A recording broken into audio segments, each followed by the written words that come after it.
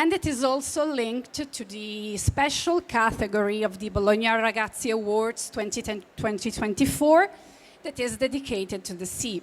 And it is also a tribute to the EB World Congress that this year will be held in Italy, in Trieste, a beautiful maritime city that overlooks the Adriatic Sea. So many different connections led to the exploration of this important topic that is addressed today from different international perspectives and points of view. We have scientists, we have publishers, activists, and international advocates. So I now hand over to Maria Russo. Thank you so much, Maria, for chairing this event, and thank you to our outstanding speakers for joining us today and sharing their knowledge. Thank you, and I hope you have a great fair. Thank you, Isabella. Welcome. Thank you, everyone, for coming. And again, thank you to the Bologna Children's Books Fair and the United Nations for this amazing and important topic. Today we have these panelists discussing a matter of, it's more than ever today, it's crucial to show children what we share as people from diverse parts of the globe, remind them that in a time of so many deadly divisions, we are in fact one planet. Scientists call Earth the ocean planet because the majority of the planet is covered by water. And in fact, the 7 seas we learn about as children are only one sea. We are all connected by that sea. So these panelists will talk about their work sharing the many messages of the sea with children, messages both beautiful and increasingly urgent. And I'll give you over first to Irina Lumelski from the United Nations. Thank you, Maria. So greetings from the United Nations. I'm very honored to be here at the book fair. And what I bring here is really the message from the United Nations, which is we need to act, we need to all try to do many good things to achieve the Sustainable Development Goals. Just to give a little bit more information, Sustainable Development Goals, the 17 goals, consist of the 2030 Sustainable Development Agenda that was adopted in 2015. So we are now halfway through the 30-year period.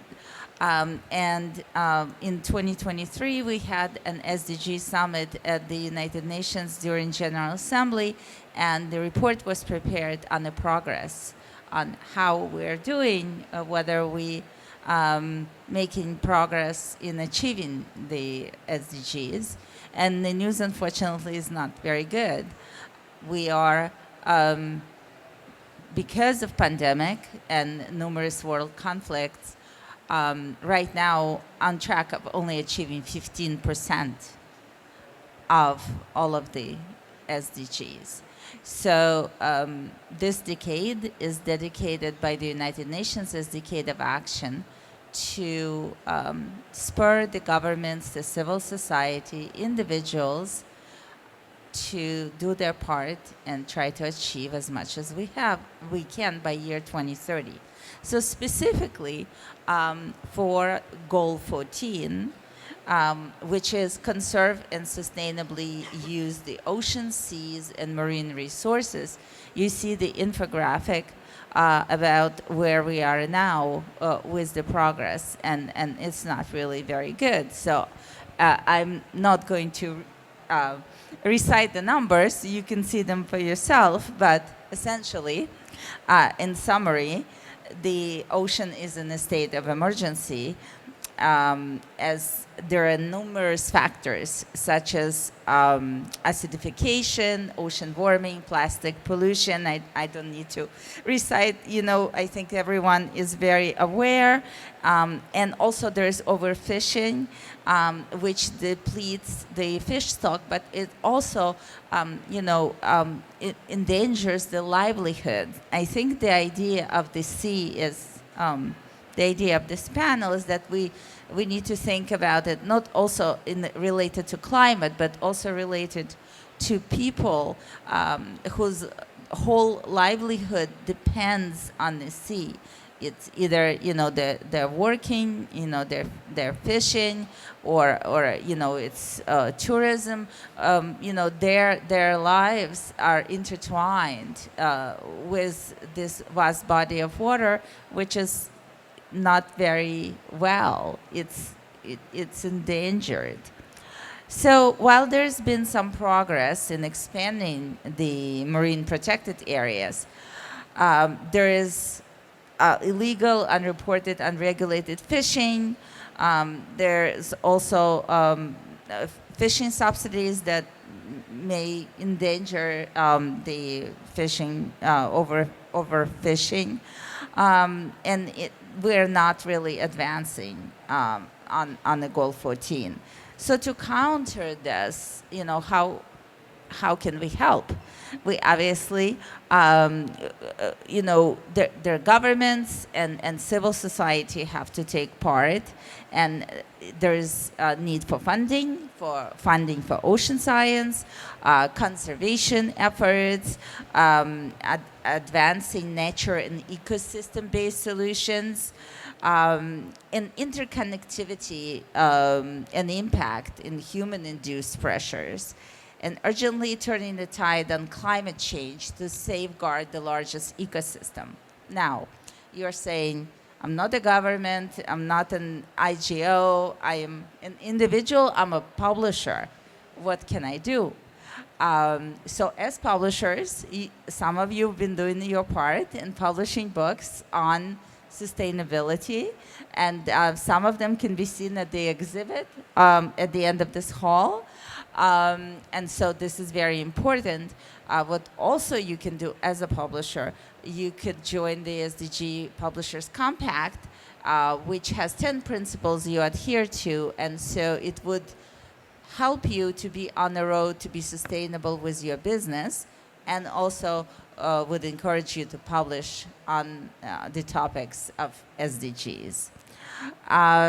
For children, we have the SDG Book Club. You can see some bookmarks are out there. You can just Google SDG Book Club.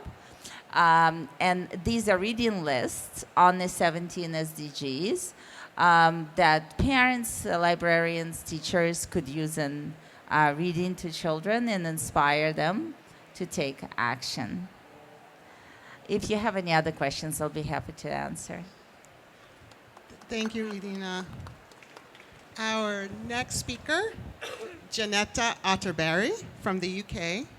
Janetta has been editorial director at Francis Lincoln Children's Books, had her own imprint there, and in 2015 set up Otterberry Books there as an independent company.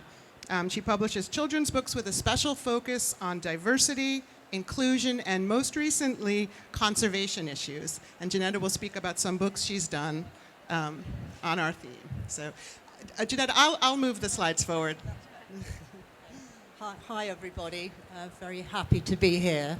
We want to do our bit for the planet, and we know that ocean literacy is incredibly important, and what we want to do is not the science of it, but to inspire kids to take action, and we want to do that through words and pictures, generally through story, but the book Sea Change, which I'll talk about, is something a little bit different. So for really quite young children, we've published this book, Aquaboy, by Ken Wilson Max. So really this is sort of early years. It's a read-aloud picture book, and it's about a Polynesian family, a boy in Polynesia, obviously affected by climate change. And his parents are ocean guardians, and he wants to help his parents, and he wants to grow up to be an ocean guardian, but he doesn't like swimming underwater. So part of the story is about teaching the boy kind of confidence about going under the water, and obviously very important, conservation. There's a big storm. The boy helps with the ocean pickup, beach cleaning. He and his sister think of ways, inventions that they might save the planet, which is fun. And then finally they find an octopus, a stranded octopus on the stand, and the boy makes a really strong personal bond with the octopus. They put it back into the sea, and the boy goes underwater for the first time. So it's a very sort of happy book and hopeful book. So we also publish Baru, who many of you will know. He's published widely across the world. And in this one, Baru is very, thank you, but Baru is a very quirky illustrator with a very different approach to Ken Wilson Max. So in this one, partially fantasy. It's about Jonas the lighthouse keeper, who makes friends with Blue the whale, and Blue saves Jonas's life when he's out fishing. But in return, one day when Jonas finds Blue very sick, and he goes inside him, he finds huge amounts of plastic bags inside Blue's tummy. And he manages to get them out all by himself and sail home. And Blue and Jonas, Blue is fine again. And the message is save our ocean, save our whales. And there's a spread at the back that gives more information about how kids can help. Because we want to inspire. We don't want to be too scary and frighten families, but we want to bring these big issues alive for young children. So the third book is Sea Change, which is in your exhibition here, Reading for a Healthy Planet, sort of somewhere over there. So this book came about because we published a book called Migrations, with postcards from illustrators around the world on the topic of migrations, which was very successful and we felt very important. And we work with the University of Worcester on this book with Tobias Hickey, who's head of illustration there. And we wanted to think what we could do next to follow migrations. And we and the University of Worcester felt that ocean literacy and saving the ocean was the most important thing. And Worcester University have a big commitment themselves to sustainability. So again, we sent out the call, or Tobias did, to illustrators around the world. We got 400 postcards back. We asked them for messages about the ocean, and we weren't particularly specific. We just wanted to see what they came up with, and some came up with celebratory messages, which was great, and some came up with very hard-hitting danger messages. And maybe we could just go back to the beginning, or can you go backwards? So that's the celebratory one, The Ocean is Our Home. And there are other lovely ones. There's actually a Ken Wilson Max about a mermaid, and some lovely, just beautiful pictures celebrating our ocean.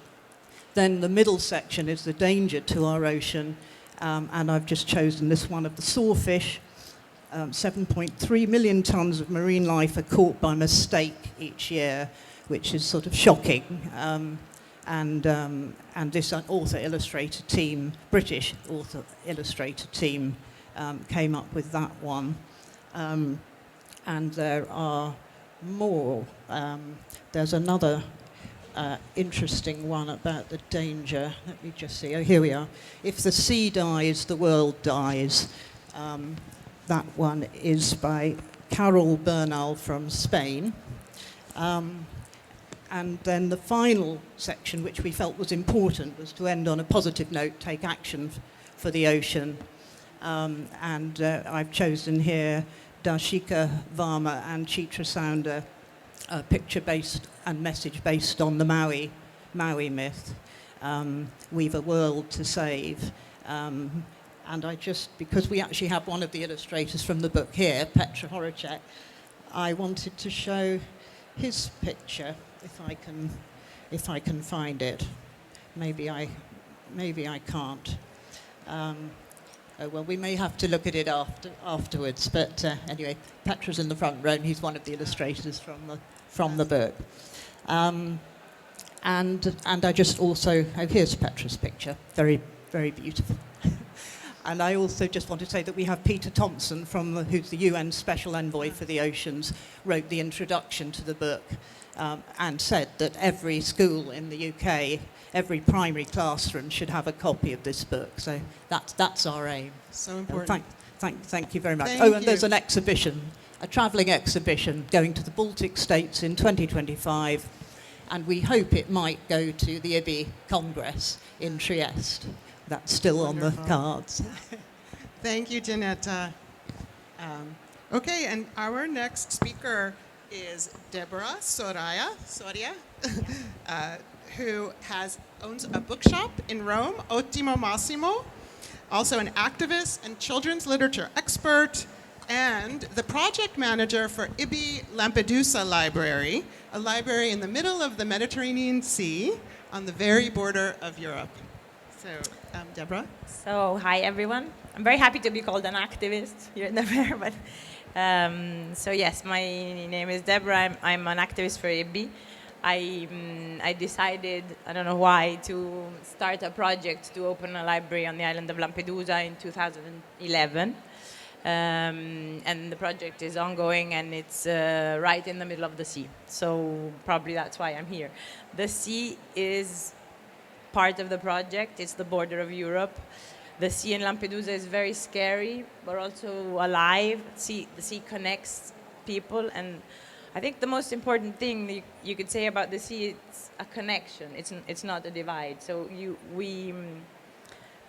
the library in Lampedusa, as you can see it here, is a very small place, but it's full of books that come from all over the world. So it has specific core about silent books. So we collect silent books from all over the world, and we've been doing that for 10 years now. And we meet in Lampedusa every year with all the activists that wants to come and work with books and children. And we have a camp, and during the camp we speak about borders and what's happening on the border and what the border can do and what happens with books when you put books on the border. One of the most important things that probably the library in Lampedusa can do is it's an eye for people that work with children and books to see what's actually happening.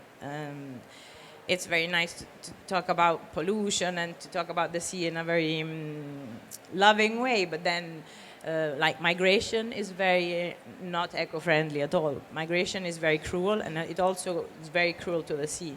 So very often when a boat is caught in the middle of the sea, they will just sink the boat and let it go under the sea because they can't carry it along with them, and all what happens to the motor and the fuel that's in the boat, nobody really cares. Everything that's connected with migration, so all the differences and separations there are, so masks and covers for the people that arrive, and they all get thrown away. It's a huge amount of pollution for the sea involved with migration. The cruelest thing is, like, now there's new boats that are very, very thin, made of iron, so they will go down very quickly. And in the Sea of Lampedusa, if you put your mask on, it's full of these boats just under the sea. So it's every human thing, every human action has consequences, and these consequences are very visible in Lampedusa because it's right on the border. And the border is a place where you have to look at things in the eye and you have to decide how you want to take action. The Library of Lampedusa has various projects, and every volunteer that comes proposes things to do. So one time our friend Mariella Bertelli from Canada, she brought this book. It was called Stormy Seas. Maybe there's a it was published in Canada, and so she took it to Lampedusa, and we decided we would translate it with the children in Lampedusa. So the children from the school in Lampedusa translated the book in Italian, and it was published by Il Castoro, and now every time they sell a copy, €1 goes to the library in Lampedusa. And another project, the one that you were showing before, is this. I'm presenting it in this fair. Actually, it's new, and we get to meet children that disembark in Lampedusa just for a very brief period. So we meet them, we say welcome, and then they go into a center. In this brief period, of course, when children arrive, we would give them chalks to draw, and it was fun because all these guards and very serious people and all the children were just drawing around with chalks. And of course, I'm the one that's fixated with book. They would give them toys to play with, and I would say no toys. They just throw them away. The toys. It's just so I took it in my mind to make a book, and finally I've made it. And it's a silent book. It's a coloring book too, so we will give them colors and a little bag to take around. So they will have some time to spend doing something that they love doing, and not when they go into the center and when all the grown-ups are just doing their thing and children are just left to spend their time on their own. This is the beginning of a project that I hope will have lots of participation by everybody, and the illustrations were made by Felicita Sala, and the book was written by Silvia Vecchini, and yeah, it will be we're working on it, it's all in progress, but it will probably be a free thing that you can download and print if you need it, if you're meeting children that are on the move and you want to give them something to do, and just tell them, I see you're a child, I see you have special needs, and I see that you can spend some time with a book. So I think books should actually, people that make books should get their hands dirty in doing the things that are done next to the sea. So the sea is very moving forever. It's the place where inspiration is born. It's a very good place for imagination because you don't know what's on the other side. You can't pretend when you're in the sea. You have to be courageous. You have to be yourself. And it's a very good place to understand what you actually want to say. So. Thank you so much, Deborah. Thank you. Our next speaker is Gita Wolf. Gita started Tara Books in 1994 as an independent publishing house based in India, dedicated to creating illustrated books for children and adults, pushing the boundaries of the book form and exploring the relationship between the lived life and art and craft making. And she's going to be sharing the deep. Hello, everyone. Nice to be here. I'm going to be talking about one project that we did about the sea. We have a whole range of books on environmental issues to do with water, rivers, forests. This is the one book that we have that has to do really with the sea, and it's called The Deep. It's kind of hard to, I have the book here with me because it's kind of hard to see the layer, yeah, that's a good one. The layers of, as you get into the depths of the sea, basically. Let me tell you the story. It's the two illustrators, you could say they are artists. They come from an indigenous tribe called Warli, and Warli people live on the west coast of India. A small community, and their art is drawn on the walls of houses. So it's for rituals or special occasions. They would, for marriages, for festivals, and also daily life. Now, we met these two wonderful young men from, it's mostly women who draw, Warli women, but here are two young men. And what we found incredible about them as young people is how comfortable they were in the contemporary world. I mean, they are on Instagram, but they're also extremely rooted to their village and to their craft and to what. And that's a kind of young person that gladdens your heart. That's a kind of young person you wish to see more of in the world, who's comfortable in both spaces and who values what is, right? So this is a prelude. So these two youngsters they're about in their 20s. They did a project with some Japanese architects who were rebuilding houses. And so they got into this exchange with Japan. And they went to this island called Awashima, in the Japanese thing, and that's what this book is about. So this book is both about their journey as a coming of age kind of thing, as a story of reaching another place, and being on this island and seeing the ocean for the first time, because they have a river in their village, and of course a river is very different from the sea, and so they explore this possibility. So this, what you're seeing here is the river. It's the first page of the book, and you can see what goes on in the river. I don't recollect how many pages we sent of this thing, so let me just see what we have. Yeah, never mind. Yeah, that's fine. May I stand up and show you the thing, or how will it work? Yeah. Or let me tell you the story first, and then we can just pass. Would you hold it for me? Yeah. So the book, with the tribute to Japan is the Japanese binding we have here on the book.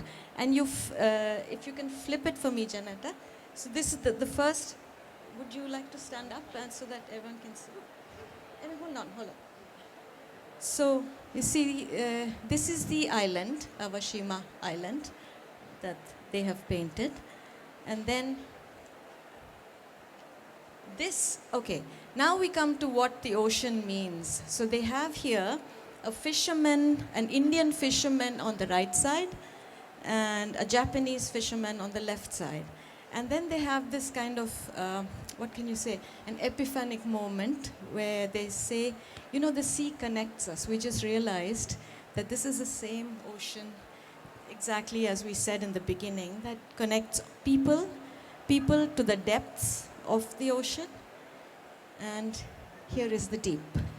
Here is what we don't know, and you know what we're still to find out.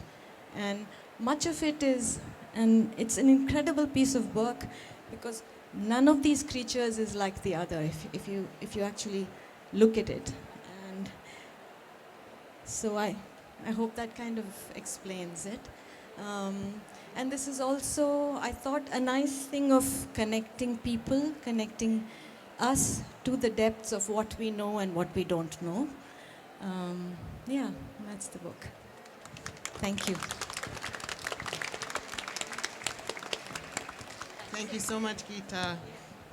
Beautiful book.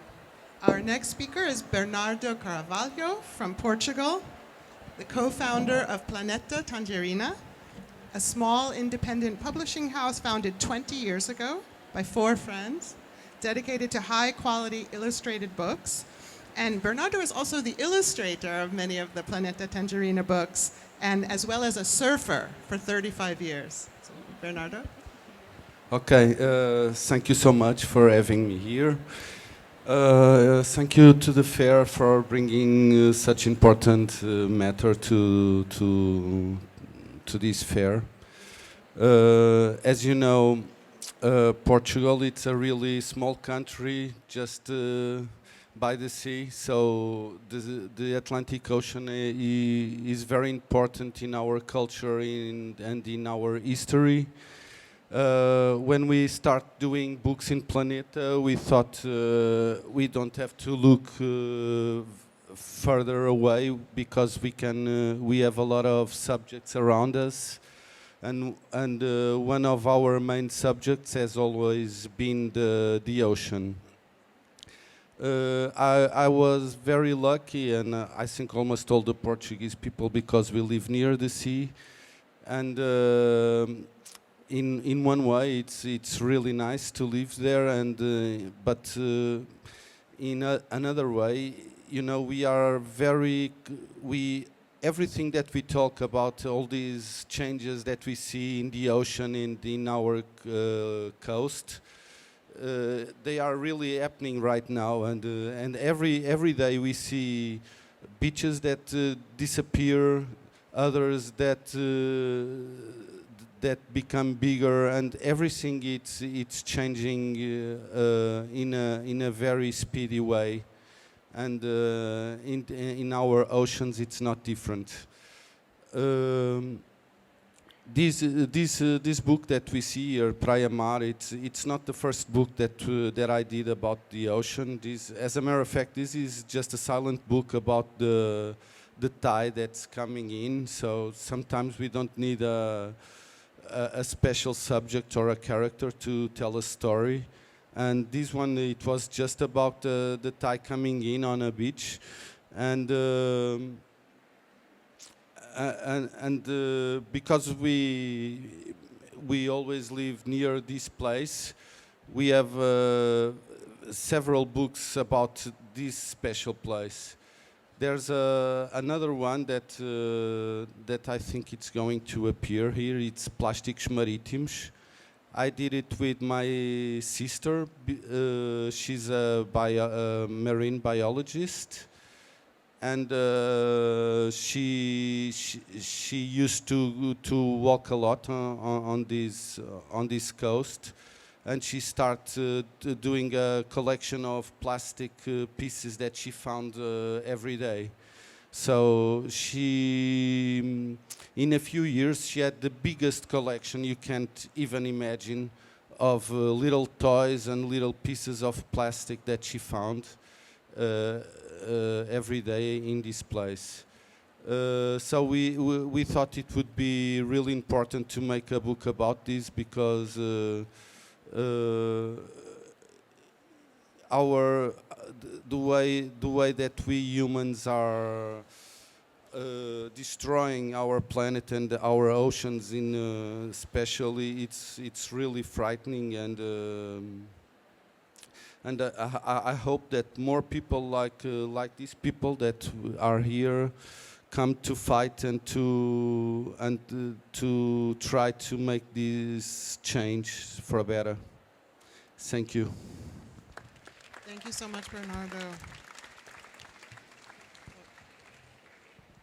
And our next speaker is Professor Roberto Danovaro, who is an ecologist who teaches marine biology at the Marche Polytechnic University. A scientist and an explorer, he has led expeditions to all oceans, from Antarctica to the Atlantic, from the Indian Ocean to the Pacific, the Mediterranean, and the Black Sea. He specializes in the study of the deep, the impact of climate change on biodiversity, and the functioning of the oceans, as well as the restoration of marine ecosystems damaged by human impact. Professor. Thank you. Thank you very much for your kind invitation. So I'm coming from far away, and since I'm a marine biologist, so this is my work, basically, as for you, but I dedicated all my life to the oceans. And the reason why I accepted to be here, so thanks again for the invitation, is that I think that this is a fantastic tool to communicate also to the young generations about what the importance of science of the oceans. We are living in the UN decade of ocean science for sustainable development. So we're living in decade for the oceans. So till the 2030, we will, provide the largest effort in understanding what we can do to make sustainable the oceans. And I think, as a scientist, that we need to create a bridge in between the young people, but also the adults and the parents and whatever, with the knowledge of the oceans we have. So we tried to do this in a couple of attempts. One was the Disney, comic books that I conceived together with the illustrators and the Disney. And one of the key, roles and figures is Estrella, by the way, so it means sea star. This is a young, she is a young marine biologist as well, tried to cope with the problems that are created by human activities on the sea. So the basic was explaining something which has come from the reality. It's true. So we are damaging the marine ecosystems in various ways. We're talking about the plastics. The plastics comes from the G7 declaration of Tsukuba. In 2017, I was one of the board. I was member of the Italian delegations. We were discussing about the priority for science in the future. One of these was the health of the oceans.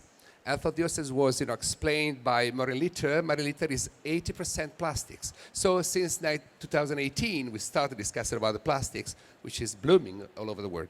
So explaining these concepts along with climate change, the exploitation of natural resources, the unsustainable use of the seafloor, the deep sea mining and other issues are important to us. Of course, in the case of Disney, some problems, for instance, deep sea mining, were very sensitive because they are involving, a lot of interest. So, but I think in the future we have to explain all of these issues because these are part of the science we do.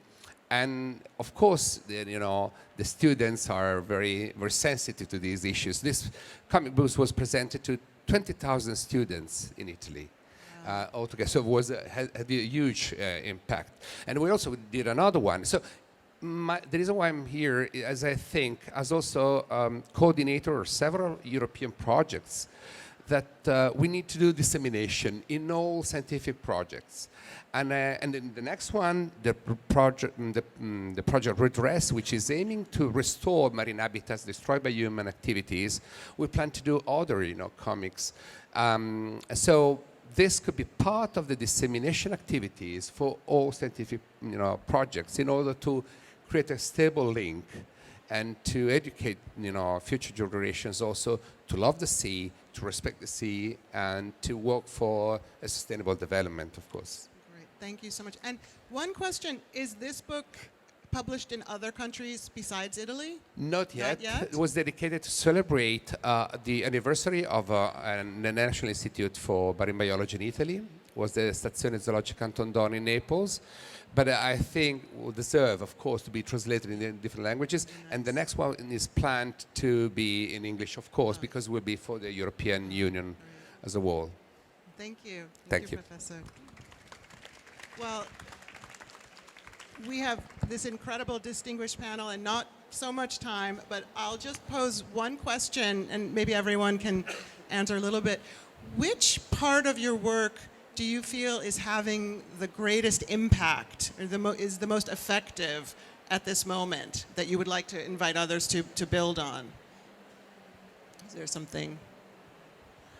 Well, I think that for me it's important to be here to address the audience of publishers and, just sort of emphasize that big ideas that UN has and, is really could be taken down to a very practical level. And I think these incredible books that you created with authors and illustrators, it is a clear example as, that you acutely feel how you need to create this kind of publications to educate children, but also inspire children. They're the next citizens of this planet, and we want to make sure that, they receive the planet in good shape. Yes, wonderful. Maybe we'll pass that down as we... I don't know. I think children are born perfect, so I don't really think they need any instructions. I think adults need more instructions. I think the best thing I'm doing now is just doing something I really, really love in a place where it's important that people should do things. So looking at migration, looking at pollution, looking at things that are actually happening and bringing people from the children's world and that do books and they are influent in this world to a place where they actually can see what their books can do. And feeling that books are so powerful even today. I mean, books on an island like Lampedusa are changing the community and things. So even if it's 2024 and everything's very technologic and people say no, but when you put a book in the hands of a community, it just makes things happen. So I think probably that's one thing I'm doing. I love it. Well, I think that it's important to keep doing books about things we love that show our love for nature, for the sea, for everything that's around us. Maybe that will be important also for our readers, and maybe we can inspire some different generations to be careful with what's around us and to live it in peace. Bernardo, is there one of your books that has been especially successful? Do you feel has been the biggest It was hit? Plásticos Marítimos, the one we saw here. We were really amazed with the reception it had around the world. This book was published in maybe almost 15 different languages, and even in countries that they don't even have an ocean. So we can see that this is a really important subject, and I think we shouldn't stop talking about it. Yes, fantastic. Thank you. Roberto? Yeah, I was very happy about this product, and another one by Feltrinelli was the immortal jellyfish. By the way, the Emperor Hirohito was a specialist of jellyfish, and the song was a special fish. So we have a fantastic tool. My objective would be to keep the same sensitivity that children have for the sea and for nature for all their life, because we often lose the sensitivity for nature, we lose the attention we give to nature, and I think the comics can provide a fantastic tool to keep our soul very, very young all along our life, and keep on doing so. And the jellyfish book, what was the title of the book? Or Yeah, it was another comic, and was the another title? story, because it is a real jellyfish which is immortal because it regenerates after dying, so without dying actually, and was also explaining this was for the secondary schools, not for primary schools, but was explaining the responsibility of science. We could probably discover the secret of the eternal life, but maybe is better we leave this earth to the future generations instead of keeping immortal as well. Thank you. Okay. And Janetta? Oh, hi. I think really it is that books are the most powerful tool that we can have. And for us, it's then bringing story and illustration together in sort of different imaginative ways. So not just picture books, not just non-fiction, but, graphic novels and longer stories, just any way we can to engage and inspire kids and get them to realize the urgency of taking action. And for us, not just making the books, but actually getting them into the hands of kids, because there's no point us publishing beautiful, important books if the children aren't getting them. So actually marketing and sales come into this as well. So we really, and the Barrow book is actually published in 10 countries. So we'd like to do that with more of our books.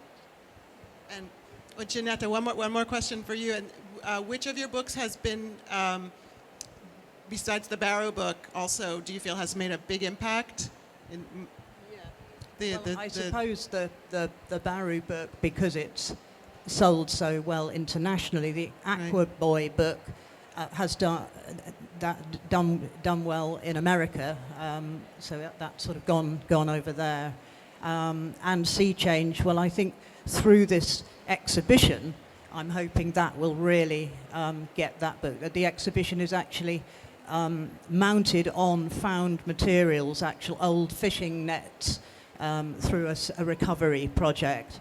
So it's really, really interesting. So I'd really like to see, hoping that we can really get that this book. one will travel. This is great. And Gita?